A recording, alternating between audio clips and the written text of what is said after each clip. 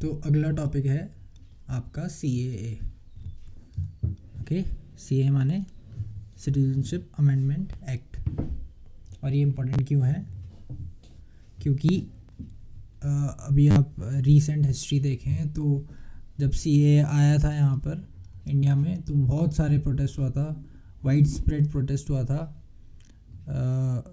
Rights भी हुए थे और इस वजह से CAA को इम्प्लीमेंट नहीं कर पाए। It never came into force.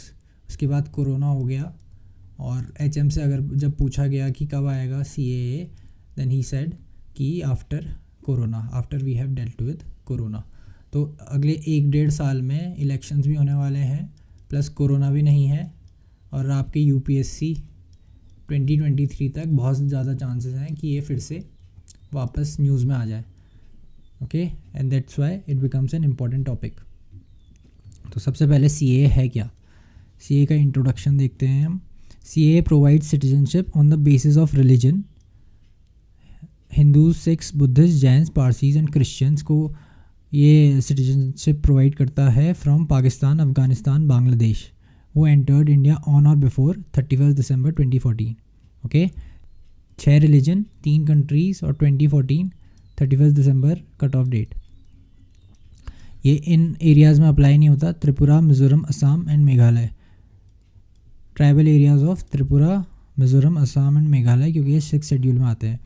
6 schedule में कौन कौन सी कंट्रीज़ आती है, कौन कौन से स्टेट्स आते हैं? ATM without money. Okay, Assam, Tripura without Manipur.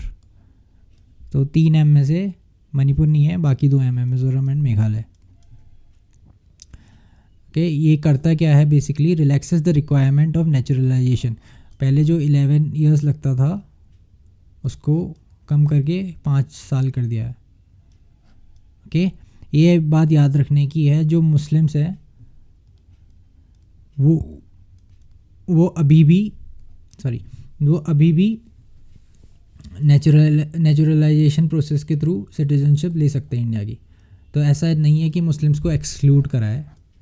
Okay, Muslims अभी भी कर सकते हैं, बट इन रिलीजन इन लोगों के लिए belonging to 6 religions from 3 different countries और जो इनसे पहले आए हैं उनके लिए प्रोसेस आसान कर दिया गया। तो बहुत स्पेसिफिक है ये। Okay, now what are the challenges, cons और नेगेटिव एस्पेक्ट ऑफ CAA? सबसे पहले targeting a particular community. Targeting meaning कि आपने मुस्लिम्स को एक्सक्लूड करा है इससे। Okay, persecuted Muslims left out. अगर persecution was the criteria then there are Ahmadiyas और बलोच, उनको भी इंक्लूड करना था। ये एक आर्ग्यूमेंट बनता है, ठीक है। Then there is apprehensions about NRC। Now देखो, CAA और NRC में कोई रिलेशन नहीं है, कोई भी रिलेशन नहीं है CAA NRC में, बट पॉपुलर नैरेटिव ऐसा बन गया था कि CAA और NRC एक दूसरे से रिलेटेड है। CAA सिटीजनशिप, NRC से आप डिसाइड करोगे कि कौन सिटीज़न है कौन नहीं है, और जो नहीं है उनको बाहर फेंक दिया जाएगा। ओके, ये एक नैरेटिव था और ये बहुत सारी मिसइन्फॉर्मेशन की वजह से बहुत ज़्यादा क्या कहते हैं, सच क्या है वो उससे फ़र्क ही नहीं पड़ता था लोगों। ओके, तो excluded Muslims from NRC,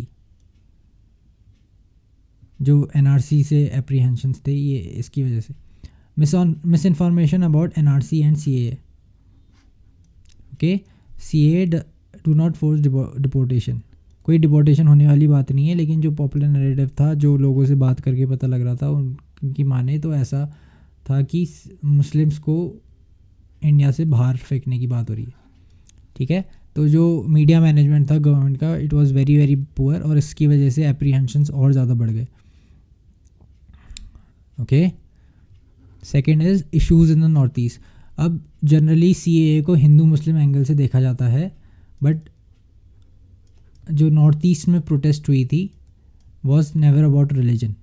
okay, in which states that illegal migrants, irrespective of the religion, heading in from Bangladesh after 25th March 1971 would be deported। ये जो असम अकॉर्ड हुआ था जो कहता है कि 25 मार्च 1971 से पहले कोई भी इलीगल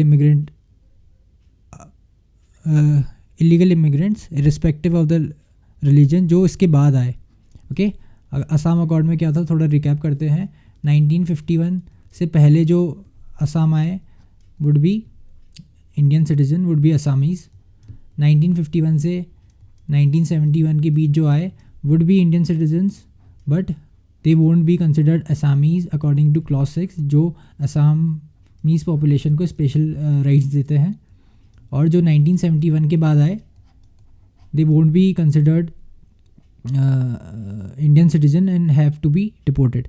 ये 1985 में साइन हुआ था। ठीक है, तो जो ये CAA है वो असम अकॉर्ड को कॉन्ट्राडिक्ट करता है, because it is fastening the process of naturalisation of migrants from Bangladesh. ठीक है, and this is irrespective of religion. वहाँ की प्रॉब्लम ही अलग है, और वो प्रॉब्लम कभी मेन स्ट्रीम मीडिया में आई नहीं। मेन स्ट्रीम में it was always about Muslims and Hindus, लेकिन जो नॉर्थ ईस्ट की प्रॉब्लम है it is not about religion but migrants from Bangladesh. तो वहाँ पर जो Assamese speaking Hindus and Muslims दोनों हैं, they were against Bengali speaking Hindus and Muslims. Okay, Assamese का कल्चर और Assamese language is very rich and historic language और कल्चर। ठीक है, तो वो जब इकोनॉमिक और कल्चरल कंपटीशन देखते हैं from people who are not even Indians, तो एप्रीहेंशंस बढ़ जाते हैं। इस वजह से असम मूवमेंट आसू ने शुरू करवाया था और असम अकॉर्ड साइन हुआ था, बट ये उसको वायलेट करता है। एक एग्जांपल और है, Chakmas are Buddhist and Hajongs are Hindus. ठीक है, और ये अरुणाचल प्रदेश में सेटल्ड है, बट इनके अगेंस्ट बहुत प्रोटेस्ट होते हैं because they are considered outsiders. Okay, तो it's not always about religion. Problem यहाँ पर इसलिए बढ़ जाती है क्योंकि north east is not a very economically developed. तो आपके रिसोर्सेज कम है, आपका लैंड कम है, आपके इकोनॉमिक अपॉर्चुनिटीज़ कम है, and that is why the easiest solution is to deport according to the people of the state is to deport. ठीक है, तीसरा क्या कहते हैं क्रिटिसिज्म आता है वायलेटिव ऑफ आर्टिकल 14। तो अगर आप देखोगे पार्ट 3 में फंडामेंटल राइट्स है। ओके, और फंडामेंटल राइट्स 15, 16, 19, 29 और 30 के अलावा सिटीजन्स प्लस एलियंस को भी मिलती है। ये सिर्फ सिटीजन्स को मिलती है। तो जो आर्टिकल 14 वाली राइट्स है, equality before law and equal protection of law, is also applied to illegal immigrants, and it is said by some constitutional authorities that it is violative of article 14. ठीक है, चौथा है डिस्क्रिमिनेटरी इन नेचर।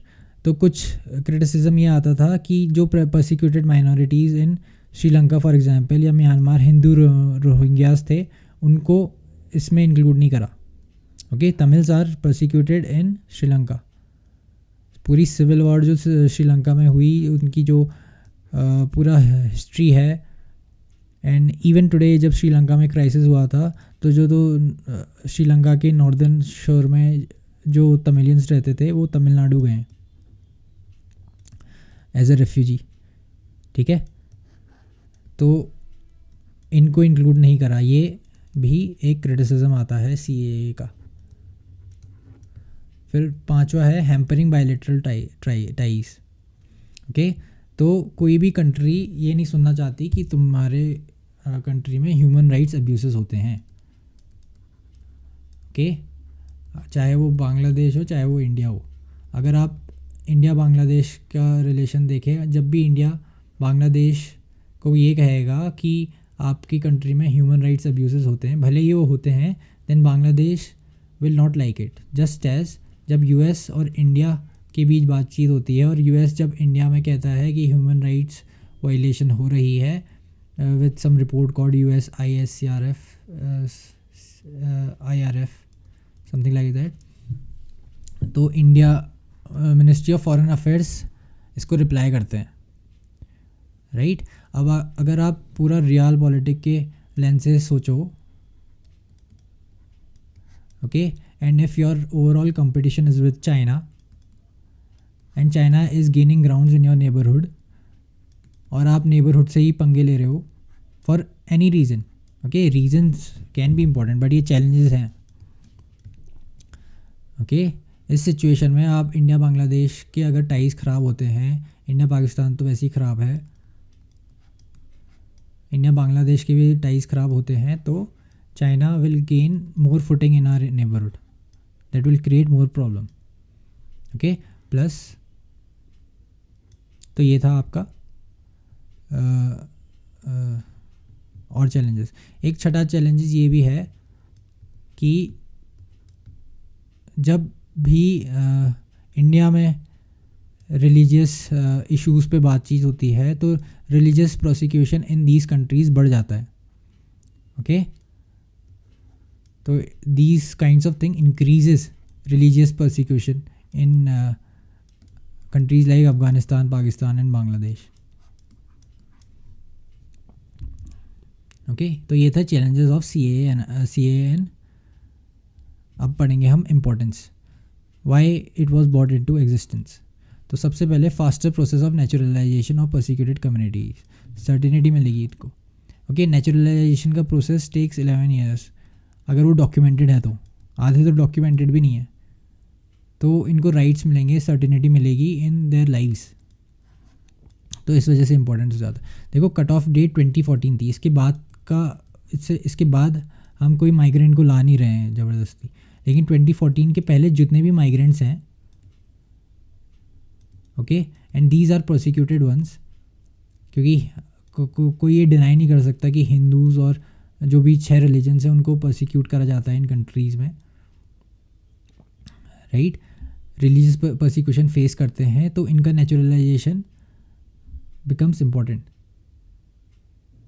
क्योंकि state के पास भी certainty होती है और लोगों के पास भी सर्टेनिटी होती है कि होने क्या वाला है। अगर आप मुस्लिम इलीगल माइग्रेंट्स को देखें,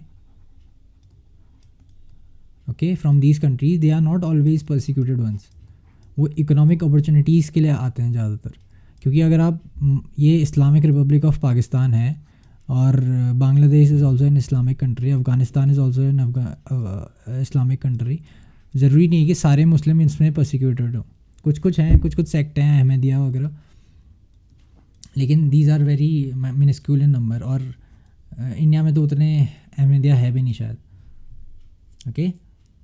तो जो मुस्लिम इलीगल इमिग्रेंट्स हैं, they are not always here because of persecution because of their religion, they are here more और less for economic opportunities. Second था Afghan crisis showed the human rights abuses, तो ये तो कोई सीक्रेट है नहीं कि इन कंट्रीज़ में हिंदूज़ की या फिर रिलीजियस माइनॉरिटीज़ की हालत अच्छी नहीं है। आप इनके पॉपुलेशन वो देखो, डिक्लाइन 1947 से अभी तक का, okay. Classification on the basis of religion is not पर से अनकॉन्स्टिट्यूशनल। अगर रिलीजियस परसिक्यूशन, पहले ऐसे समझो, अगर religious persecution is on the basis of religion, ठीक है, if the persecution is basis of religion, so why cannot the solution to this persecution can be on the basis of religion? अगर persecution religion के basis में है तो solution भी religion के basis में आना चाहिए, ये एक argument दिया जाता है। दूसरा argument दिया जाता है कि the constitution allowed for reasonable classification, और ये रीजनेबल क्लासिफिकेशन हम करते रहते हैं हर जगह। अगर आप आर्टिकल 30 भी देखें तो there are special right for minorities, okay, linguistic and religious minorities, and these are minorities in their respective countries, ठीक है। तो रीजनेबल क्लासिफिकेशन अलाउड है इंडियन कॉन्स्टिट्यूशन में, it is not a foreign concept. तो ये थे इनके इम्पोर्टेंस, ओके। कंक्लूजन क्या है? CAA tries to resolve the problem of an illegal immigrant from persecuted communities through legal means, ठीक है।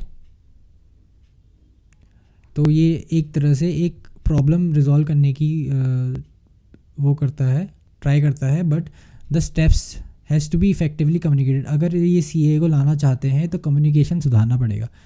गवर्नमेंट की एक कम्युनिकेशन में इतनी गंदी प्रॉब्लम है, अगर आप सीए देख लें, अगर आप फार्म बिल्स देख लें, राइट, और ये अग्निपथ स्कीम देख लें, तो बिल्स कुछ और होते हैं और बातें कुछ और ही हवाई वाली बातें चल रही होती हैं यहाँ पर। और उस बेसिस में जो मिस इन्फॉर्मेशन होती है, अगर आप यहाँ पर जाते कि जो गरीब लोगों से बात करें, गरीब मुस्लिम से, उनके दिमाग में तो ये भर दिया गया था कि इंडियन गवर्नमेंट उनको देश से बाहर ही फेंकने वाली है, बट ऐसा कुछ नहीं था। ये इतना बड़ा इशू नहीं था जितना बना दिया गया, क्योंकि 2014 आप देखें ये कट ऑफ डेट थी, ठीक है, कट ऑफ डेट थी, उसके बाद का तो हम बात ही नहीं कर रहे हैं। और 2014 से पहले आप अंदाज़ा लगा सकते हैं कितने परसिक्यूटेड मुस्लिम्स आए थे इंडिया में।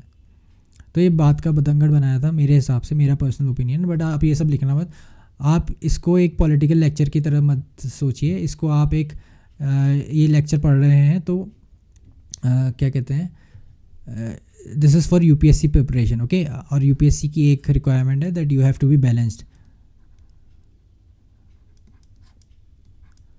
ओके। तो ये